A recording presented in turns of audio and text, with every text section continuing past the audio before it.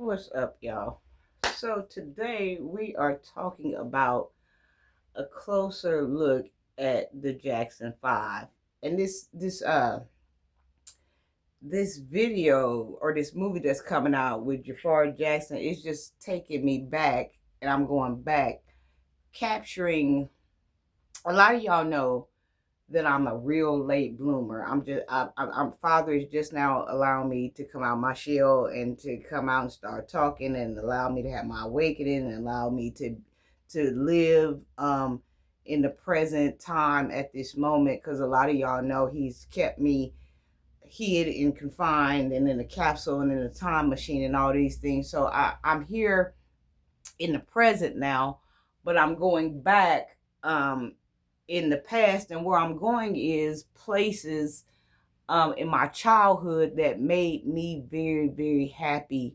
Like, before, I had to pay bills, before I had to work, before I knew what a boyfriend was, before I knew what a disease was, before I knew how to hump and pump. Like, I'm going back, capturing moments when I just want to be with my dog and have fun and throw the ball to him and he go chase it. I'm going back for things that made me feel alive when I was little. And so going back to the Jackson 5 is one of those things.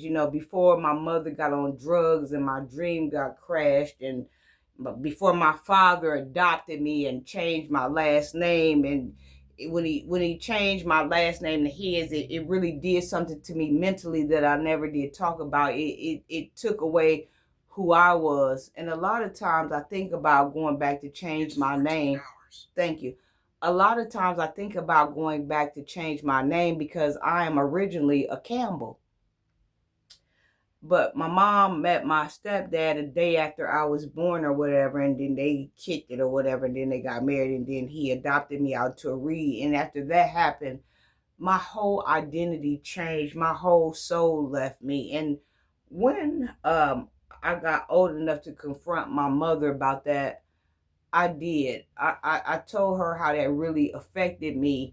Her changing my last name to somebody else's, that stole my identity, and it made me become somebody else. It made me become McCarr Reed, and it made me lose McCarr Campbell.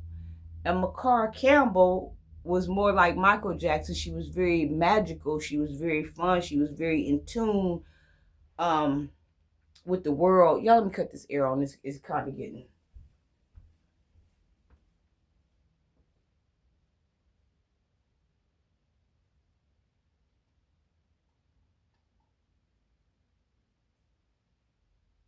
So McCarr Campbell was very, very, magical. She was very mystic. She was a magical kid. And when I got my name changed over and I had to blend in with another family and this and that, it did something to me. You know what I'm saying? Like, I didn't understand why she couldn't marry him and I keep my last name. She didn't understand at the time what she was doing to me, but later on that was tax purposes because he owed.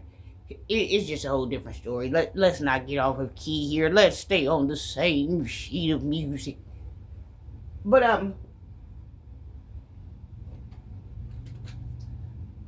the older I get, I'm 49. I'm going back to McCarr Campbell, and like I was finna say, I was thinking about legally going back, changing my name to McCarr Campbell to get my soul in place, but my soul is already in place. But I figure, well, I better not do that, because soon as I spend all of this money to go get my name changed back from Reed to Campbell, I guarantee you a man to come along with a ring. Will you marry me? After I did all that work, so I said I'm gonna leave that open. I ain't gonna bother that. But getting back to what I was just trying to give y'all a little history of where I was coming from and where I'm going with this. So what I'm saying is, I'm going back capturing things that was in my childhood that made me happy before um I got introduced to worldly things, because I'm not in the world, I am of the world. And so I'm going back to things that made me happy before I was introduced to this sad, cold, cruel, mean world. I'm going back getting things, and this is nothing new. People do this all the time. You, like, even with Michael Jackson, when he bought Neverland Ranch, or when you see these men, these big 500,000 pound men jump into these convertibles, they remember, you know, when they weighed 2 pounds and they was in the convertible. They remember when they had hair falling down their back and they wasn't bald spot with no rings going around and didn't have that George Jefferson. People go back and capture moments of themselves that got away from them, things that they lost. And a lot of times it wasn't even due to them, it was due to their parents that made them lose things. But when other people have control over your life, you have to do what you have to do, right? Now, let's jump into this Jackson 5 thing. So, y'all, I'm going back, taking a closer look at the Jackson 5, because here's the truth. I am so glad that I was brought up in that era. I don't know what to do. I'm so happy I got a chance to see him live.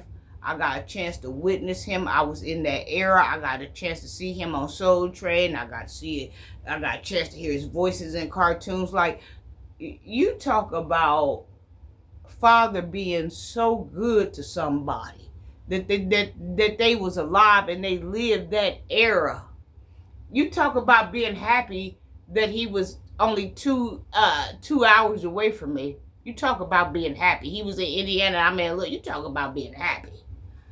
I'm so happy that I was able to witness this. I don't know what to do with myself. So let's go back when I was a happier child, because there's things I'm going for grabbing that I need now, that I restored and I stored and I forgot that they were there, that's coming up now, that makes me happy today. I remember, they gonna be on Soul Train, they gonna be at the interview, they gonna be on the cartoons, they got a new, they gonna be here, they gonna be there, they gonna be everywhere. I just remember these things. And they would be performing when I would see them on Soul Train, or see them wherever they was performing at. I don't know if they was on anything. I don't know. But I just remember being there in the moment. And there was a frustration going on with me and the Jackson 5. And my frustration was about the songs that they sung, because I love the songs that they sung. I love the dances that they did. I love the way that they looked. I love what they had on. My frustration was, as a kid, I never could tell them apart. Do anybody know about this, not being able to tell them apart, but you too embarrassed to say that you couldn't never tell them apart? I never could tell them apart. So when they would come on Soul Train, instead of me, or wherever they was dancing, instead of me enjoying the dances and the moves and the afros and the sliding, I couldn't enjoy that because I couldn't tell nobody apart. I couldn't tell Jackie apart from Marlon. I couldn't tell Marlon apart from Randy. Only person that I could tell apart was Michael Jackson. He was the only person that I could tell apart, and I would always be studying. And when I think that I got Marlon, that was Jackie. And when I thought I got Tito, that was Jermaine. When I thought I got Jermaine, that was Randy. I never could tell them apart. And that psychologically, really back then, because he was a big thing, and he's a big thing now. While he's dead, he's still a big thing. While he was living, he was a big thing. He's always been a big thing. So that messed with me, because I never could. It really messed with me because I couldn't tell them apart. So every Saturday on the weekends or whatever, when they would perform on TV or something, I'd be okay. I'm gonna study. I'm gonna find out which one is Marlon. I'm gonna find out which one is Tito. I'm gonna find out which one is Jermaine. I'm gonna find out which one is Randy. I'm gonna always find out. But then they would always switch places. They was a slick. They would switch places to. I think they knew what they was doing. They would do something to where you wouldn't know it was them. Only one that I knew for a fact that wasn't them, I knew Tito wasn't them because Tito was short, and at the time I was so little, I didn't think he looked like them. And I used to be saying to myself, I wonder if he adopted. He might need to find out he adopted because he's short. He was short like me, and he was kind of heavy. So I didn't think that he fitted in at the time. Now you're talking about a child that got the capacity from a 7 to, I guess, 7 to 11-year-old child or something. I didn't have the capacity. But then again, in hindsight, I had the capacity. I never could, I knew him because I felt like he didn't look like them. And I knew Michael because he was the star. And I kind of knew Jermaine because Jermaine was mature enough. Like if I was going to have a mature man, he was the one that I wanted. But from Marlon to Randy, and I think I might be missing another one, I could never tell who they was. And so, years and years of trying to figure out which one they was, and they sliding places and stepping into each other's spots on the dance floor and doing these different things. I said, you know what? I said, I'm not going to worry about who none of them is. I said, I know who Tito is because I don't feel like he belongs there. And I know who Michael is because Michael is a star. So I'm just going to focus on Michael. And so that's what I did. I focused on Michael. Well, now I'm going back, having a closer look at the Jackson 5. Y'all, I'm starting to find out a side of Michael. Because I've always been in love with Jermaine. Don't take it personal. Take the bitter with the sweet. Easy come, easy go. They do something to me. And why don't they play when they play on the night that you dance with me? Like, I know who Jermaine is. I know who Jermaine is, and I know who Tito is, and I know who Michael is. But I don't know who Jackie and Marlon and Randy is to this day. Even if I cannot see them at the Jafar, I cannot figure out who. I can't do it. And that's kind of embarrassing to say, but I can't figure them out still to this day. And I'm 49 years old. But I've been going back, now that I'm a little bit more older to understand them, I've been going back looking at some videos, and I'm finding out outside of Michael and Jermaine. Ooh, I love me some Jermaine. Outside of Michael, but I love Michael more. Outside, and I love T. I love them all. I'm starting to find out that Marlon is the one. I love me some damn Marlon. I've been looking at their old videos, and Marlon don't give a damn what nobody doing. Marlon gonna convince your ass he the star. He don't care about Michael spinning around. He don't give a damn. Marlon the star. That man got a mean roll on him that won't stop rolling. Marlon make your ass feel uncomfortable, baby. They over here doing this, over here. They we don't know what you doing, Marlon. Something ain't right about Marlon. Got them hips coming through that video. I love me some damn Marlon. And I'm starting to find now at 49 years old that I love Marlon Jackson. So I've been going back watching some videos because at the time I was a baby and I couldn't comprehend nothing. But I now I'm going back taking a closer look at the Jackson 5. And I'm starting to realize, baby, I love me some damn Marlon.